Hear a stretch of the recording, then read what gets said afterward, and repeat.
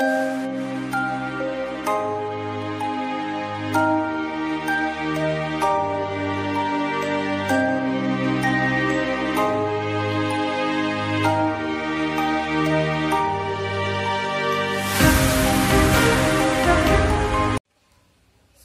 गाड़ोदिया आदर्श विद्या मंदिर की online classes में स्वागत है आप सभी का। शुरू करते हैं सामाजिक विज्ञान की क्लास। आप सभी जानते हैं कि सामाजिक विज्ञान के अंतर्गत हम 4 विषयों का अध्ययन करते हैं: इतिहास, नागरिक शास्त्र, भूगोल और अर्थशास्त्र। आज हम चर्चा करेंगे इतिहास पर। इतिहास का अर्थ है अतीत की बातों का वर्तमान में अध्ययन, यानी कि जो भी हमारा प्राचीन भूतकाल रहा है उसका हम वर्तमान में जो अध्ययन करते हैं वह इतिहास के अंतर्गत आता है।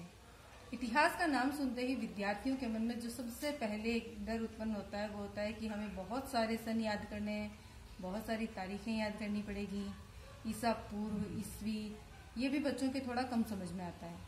तो सबसे पहले आज हम इसी को समझने का प्रयास करते हैं।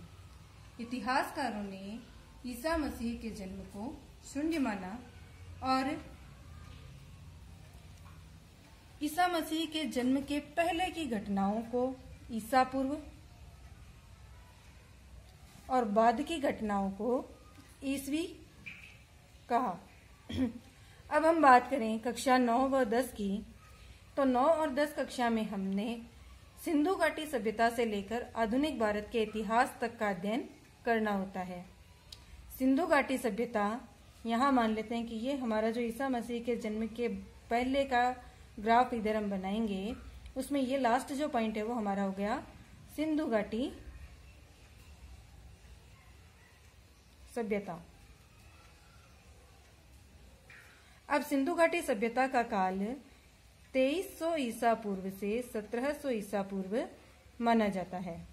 ठीक है, ईसा पूर्व में क्या होगा, यहाँ हमारा शून्य है तो इधर हमारा माइनस में चलेगा 1 2 3 4 5, यानी कि यहाँ लास्ट जो पॉइंट आएगा वो ज्यादा आएगा, यानी कि जो भी सभ्यता की स्टार्टिंग एज होगी वो ज्यादा होगी और उसकी एंडिंग एज होगी वो कम होगी। देखिए 2300 पहले आ रहा है, 1700 बाद में आ रहा है। ठीक है ना, तो ईसा पूर्व की जो भी संख्याएं आएंगी, जो भी सन आएंगे वो हमारे उल्टे चलेंगे और ईसवी के जो भी सन आएंगे वो हमारे प्लस में चलेंगे। इसे आप गणित की तरह भी समझ सकते हैं कि गणित में जैसे हम ग्राफ बनाते हैं तो एक तरफ हमारी संख्या माइनस में चलती है और एक तरफ प्लस में चलती है, है ना। ठीक वैसे ही हमारा ये ग्राफ बनेगा। तो सिंधु घाटी सभ्यता के बाद हमारा सेकंड जो आता है वो आती है वैदिक सभ्यता। वैदिक सभ्यता को भी हमने 2 भागों में बांटा है। एक आता है ऋग्वैदिक और दूसरा आता है उत्तर वैदिक। ऋग्वैदिक का कालखंड 1500 ईसा पूर्व से 1000 ईसा पूर्व माना जाता है और उत्तर वैदिक का 1000 ईसा पूर्व से 600 ईसा पूर्व माना जाता है। ठीक है, सिंधु घाटी सभ्यता हो गई, वैदिक सभ्यता हो गई। वैदिक सभ्यता को 2 भागों में बांटा, एक ऋग्वैदिक, दूसरा उत्तर वैदिक। ऋग्वैदिक आ गया हमारा 1500 से 1000, उत्तर वैदिक आ गया 1000 से 600। इसके बाद आता है हमारा मौर्य काल। मौर्य काल भी हमारा ईसा पूर्व में ही है। तो मौर्यों का कालखंड माना जाता है 323 ईसा पूर्व से 184 ईसा पूर्व, यानी कि ये सारी घटनाएं हमारी क्या थी, ईसा मसीह के जन्म के पहले की घटनाएं हैं जो कि हम इतिहास में पढ़ते आ रहे हैं। अब मौर्यों के कालखंड के बाद में आता है हमारा गुप्त काल। तो गुप्त काल देखिए कि हमारा ईसा पूर्व में नहीं है, गुप्त काल आता है ईसवी में। तब उसको हम किधर लिखेंगे, इधर नहीं लिखेंगे, इस तरफ लिखेंगे। तो यहां हमारा आएगा गुप्त काल। ठीक है, गुप्त काल का कालखंड आता है हमारा 280 ईसा पूर्व से 550 ईसा पूर्व नहीं है, ये ईसवी सन होगा, यानी कि 280 ईस्वी से 550। अब देखिए इधर क्या है, पहली संख्या जो है वो छोटी है और दूसरी संख्या क्या है, बड़ी है, यानी कि इधर से हमारी संख्या क्या हो गई, प्लस में चलना शुरू हो गई है। ईसा मसीह के जन्म के बाद के जो सारे सन आएंगे वो प्लस में चलेंगे, जो पहले के थे वो माइनस में चल रहे थे। यानी 184 के बाद यहाँ पर क्या हुआ, 183 82 ऐसे करके 0 तक आई है ये कालगणना। उसके बाद प्लस में 1 2 3 4 से स्टार्ट होकर के 100 200 और फिर 280 में आपका आ गया गुप्त काल। गुप्त काल का काल चलता है हमारा 550 तक। फिर इसके आगे हमारे सिलेबस में जो आता है वो आता है संघर्षकालीन भारत। अब संघर्षकालीन भारत को भी हम 2 भागों में पढ़ते हैं। पहला आता है दिल्ली सल्तनत और दूसरा आता है दिल्ली सल्तनत के अंतर्गत ही मुगल काल। तो इसको 2 भाग बना लेंगे हम।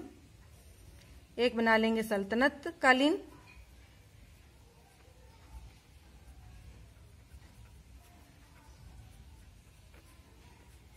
और दूसरा आ जाएगा मुगल। ठीक है। अब सल्तनत काल का कालखंड हमारा 1206 से 1526 तक माना जाता है। 1526 के बाद बाबर आ जाता है तो मुगल काल शुरू हो जाता है। ठीक है। तो सल्तनत कालीन भारत या संघर्षकालीन भारत के अंतर्गत हम 1206 से लेकर पहले जो सल्तनत कालीन पढ़ेंगे वो आ जाएगा अपना 1526 तक, और 1526 के बाद में आता है आपका बाबर, और बाबर के बाद में अपना आ जाता है मुगल काल। अब मुगल काल यहाँ से शुरू होता है। मुगल काल के बाद आप सभी जानते हैं कि धीरे धीरे फिर इसके पूरी वंशावली है। उसके बाद में ईस्ट इंडिया कंपनी आती है। ईस्ट इंडिया कंपनी के बाद जो अपने ब्रिटिश शासन उपनिवेश बन जाता है भारत, और फिर उसका चलता है स्वतंत्रता संग्राम।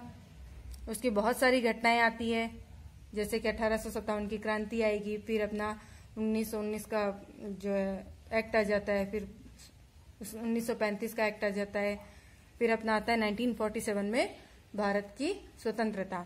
तो अपना 1947 अपन यहाँ पर लास्ट मान लेते हैं, और यहाँ तक अपना आता है आधुनिक भारत का इतिहास। ठीक है। तो ये हो गया हमारा एक छोटा सा चार्ट, जिसके द्वारा हम मुख्य रूप से जो बड़ी बड़ी घटनाएं हैं उनके बारे में थोड़ा सन को समझ करके लिख सकते हैं।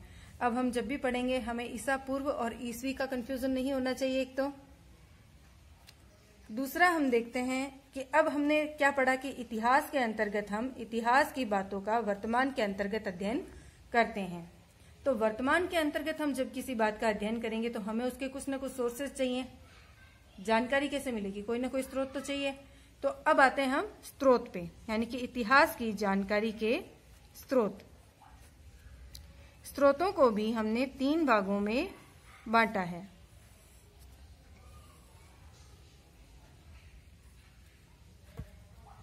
इतिहास के स्रोतों को हमने 3 भागों में बांट रखा है। पहला आते हैं हमारे पुरातात्विक स्रोत,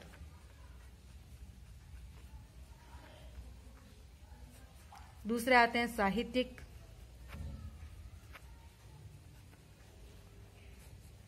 तीसरा आता है हमारा विदेशी यात्री।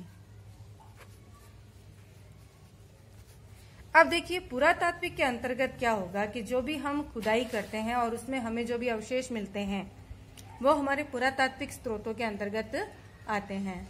अब खुदाई में हमें क्या मिलेगा? अभिलेख मिल जाएंगे, कुछ सिक्के वगैरह मिल जाएंगे, जैसे दुर्ग के अवशेष मिल जाएंगे, उनके जनजीवन के आम वस्तुओं के अवशेष मिल जाएंगे। पुरातात्विक के अंतर्गत क्या आएगा?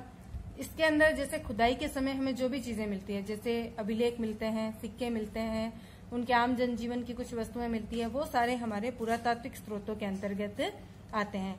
तो आओ देखते हैं पुरातात्विक में क्या आएगा। पहला आता है अभिलेख। अब अभिलेखों को भी 3 भागों में बांटा गया है। पहले देखते हैं अभिलेख क्या होता है। अभिलेख का मतलब हो गया जैसे किसी राजा ने अपने राज्य के अंदर कोई राजाज्ञाएं घोषित की या कुछ नियम बनाई, उनको सामान्य जनता के सामने उसने प्रस्तुत करना था, तो उसने क्या किया, उसको एक बड़े से पत्थर के शिलाखंड पे लिखवाया और कहीं पर भी स्थापित करवा दिया। तो अब वो पत्थर के शिलाखंड पर लिखे होने के कारण अमिट थे, तो वो हमें आज से सैकड़ों वर्षों पूर्व जब खुदाई करते हैं तब एज इट मिल जाते हैं, उनको हम अभिलेख के अंतर्गत पढ़ते हैं। ये जैसे पत्थरों के भी हो सकते हैं और ताम्रपत्र या फिर किसी धातु पर भी खुदे हुए हो सकते हैं। इनको भी 3 भागों में बांटा जाता है, एक बृहद शिलालेख, एक लघु, और फिर आते हैं कुछ अपने गुहालेख, यानी कि कुछ गुफाओं में भी कुछ व्यक्तियों ने अपने उत्कीर्ण करवाए हुए हैं लेख। तो ये होते हैं हमारे अभिलेख। तो इस प्रकार हमें अभिलेखों से किसी भी कालखंड की इतिहास की जानकारी मिलती है। दूसरे आते हैं सिक्के। अब इतिहास के अंदर या वर्तमान में भी हम ये अच्छी तरह से जानते हैं कि अर्थव्यवस्था बहुत महत्वपूर्ण होती है किसी भी सभ्यता के लिए। तो अब अर्थव्यवस्था किससे चलेगी? मुद्रा से। मुद्रा के रूप में हम जानते हैं प्राचीन काल में धातु मुद्रा चलती थी और धातु मुद्रा को हम सिक्कों के नाम से जानते हैं। तो अब ये सिक्के हमें कैसे इतिहास की जानकारी दे सकते हैं, ये इस प्रकार देंगे कि जैसे कोई भी सिक्का हमें प्राप्त होता है, उसकी डिजाइन कैसी है, उस पर क्या खुदा हुआ है, किस प्रकार का वो बना हुआ है। एक तो ये कि जैसे मान लो उस पर किसी राजा की चित्र छपा हुआ है तो उस राजा के काल का होगा, या उस पर किसी धार्मिक आकृति का निर्माण है तो उस कालखंड के राजा या वह राजा जिसका भी ये सिक्का है वो उस धर्म को मानने वाला होगा। इस तरह से हमें पता चल जाएगा। दूसरा, सिक्का किस धातु का बना हुआ है। अगर सिक्का सोने का बना हुआ है तो अर्थव्यवस्था समृद्ध थी, चांदी का है तो अर्थव्यवस्था थोड़ी कम समृद्ध थी, और तांबे का है तो थोड़ी और डाउन थी। फिर आता है सिक्के हमें जिन जिन क्षेत्रों से प्राप्त होते हैं उन उन क्षेत्रों तक उस राजा का शासनकाल रहा होगा, यानी कि उसके राज्य की सीमा के बारे में भी हमें सिक्कों से जानकारी मिल सकती है। फिर आते हैं उनके दैनिक जनजीवन की वस्तुएं, तो उसमें हम देख सकते हैं कि मृदभांड वगैरह आते हैं। तो ये मृदभांडों की डिजाइन है, उनके ऊपर किस प्रकार का कलर किया गया है, उनकी पॉलिश वगैरह कैसी है, तो उस काल के बारे में हमें इस प्रकार से उन मृदभांडों आदि से वहां की जानकारियां मिल जाती है। ये हो गए हमारे पुरातात्विक। अब आते हैं साहित्यिक। तो साहित्य के बारे में क्या कहा जाता है कि साहित्य समाज का दर्पण है, ठीक है ना। और यह सत्य भी है कि भाई कोई भी समाज कैसा है यह उसके साहित्य से भली भांति पता चल जाता है। अब इस साहित्य को हम दो भागों में बांट सकते हैं। एक आता है धार्मिक साहित्य और दूसरा आता है धर्मेतर साहित्य। अब धार्मिक के अंतर्गत आ जाएंगे हमारे वेद, पुराण, उपनिषद,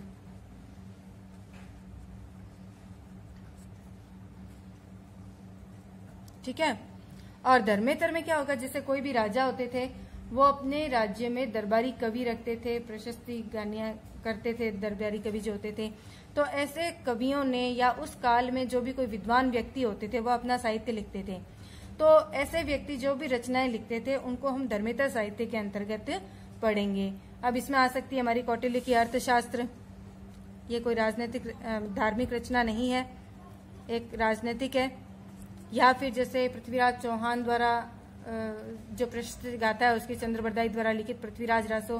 तो ये सारे जो इतिहास के इस प्रकार के ग्रंथ हैं ये हमारे धर्मेतर साहित्य में आएंगे। और जो धार्मिक साहित्य में आएगा वो आएगा वेद, पुराण, उपनिषद वगैरह। फिर आता है तीसरा स्रोत जो कि है विदेशी यात्री। भारत हमेशा से ही एक समृद्ध परंपरा का द्योतक रहा है और यहाँ पर बड़े बड़े शिक्षा केंद्र प्राचीन काल से ही रहे हैं। तो दुनिया के विभिन्न देशों से अनेक यात्री यहाँ पर अपने अध्ययन के लिए आते थे। और जब वे यहाँ अध्ययन के लिए आते थे तो वे यहाँ के समाज को देखते थे, समझते थे, और यहाँ पर रहते थे तो काफी घटनाओं का हिस्सा भी बनते थे।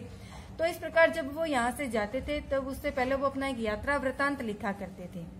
और उस यात्रा वृतांत में वो यहाँ के सामान्य जनजीवन, शासन व्यवस्था, यहाँ की पढ़ाई, यहाँ के शिक्षा केंद्रों के बारे में काफी जानकारियां देते थे। तो इस प्रकार से इनके द्वारा लिखे गए जो ग्रंथ हैं या यात्रा वृतांत हैं वो भी हमारे इतिहास के स्रोत के रूप में काम करते हैं।